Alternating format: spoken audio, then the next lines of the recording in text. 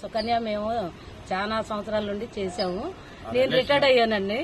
అయినా అమ్మాయి దగ్గరికి వద్దాం, సుకన్య దగ్గరికి ఎప్పటి నుండి వచ్చి తోట చూడాలని అనుకుంటున్నాను. కానీ వీలు పడలేదండి. ఈ రోజు మాత్రం చల్లగా ఉంది, ఉదయాన్నే వచ్చి ఒకసారి చూసి ఈ ఇండుకో గురించి నేను మెయిన్ గా వచ్చానండి.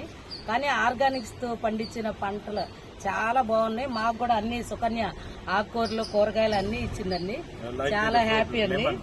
ఇదేంటంటే మేము ఇన్ని సంవత్సరాలు, నేను 7 సంవత్సరాలు అయిందండి రిటైర్డ్ అయ్యి.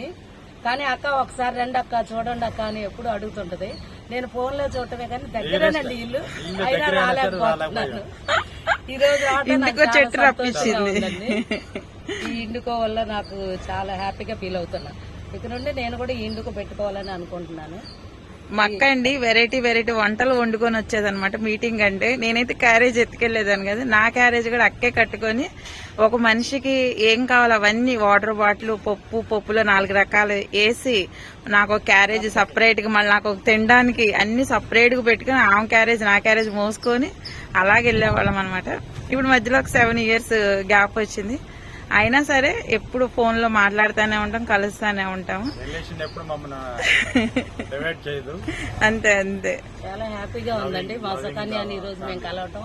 చాలా సంతోషం. నాకు కూడా చాలా హ్యాపీగా ఉంది. మా అక్క మా బావగారు వచ్చి, అసలు ఆమెనండి ఇండుకో చెట్టు, సుకన్య ఇండుకో చెట్టు ఒకసారి పెంచు చూద్దాము, బయట చాలా కాస్ట్ ఉందంటే అక్క కోసమే నేను ఇండుకో సీడ్ సంపాదించి ఆమె కోసమేనండి. అందుకని ఆమె కోసం ఆకు మొత్తం ఇలాగ ఇచ్చేసాను అన్నమాట. ఖాళీ చేసేసారు. మా సుకన్య చాలా హ్యాపీగా ఫీల్ అవుతుంది మేము వచ్చినందుకు, మీ ఇద్దరు భార్య భర్తలు వచ్చిన. అంతే కదా, చాలా హ్యాపీగా ఉందండి. థ్యాంక్ యూ అక్క, మా గార్డెన్ మీరు విజిట్ చేసినందుకు. మీరు ఇలాగే చల్లగా ఉండాలి. ఒకసారి వస్తాను రా, నేను వస్తానే ఉండాలి. ఓకేరా, థ్యాంక్ యూ రా. బాయ్.